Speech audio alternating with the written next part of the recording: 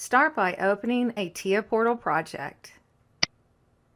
Switch to Project View, and from the project tree, select the CPU and expand the listing. You can double-click Device Configuration to check the configuration before downloading, or skip this step if you're sure it's configured correctly. With the CPU highlighted, click the Compile icon from the toolbar menu.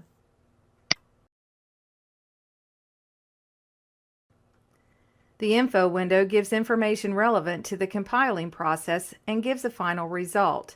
In this case, compiling was completed with 0 errors and 1 warning.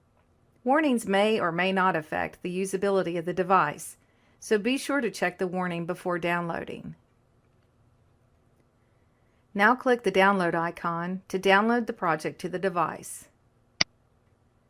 Double-check the communication protocol to be sure it matches the network protocol you are connected with. Then click the Start Search button.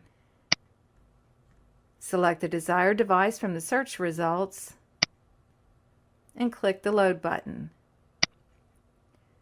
Review the information provided in the Load Preview screen and click the Load button if everything is okay. The modules will be stopped for loading. Check the checkbox if you want the modules restarted after loading completes.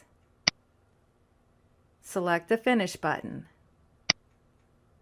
Save the project to assure online and offline configurations are the same.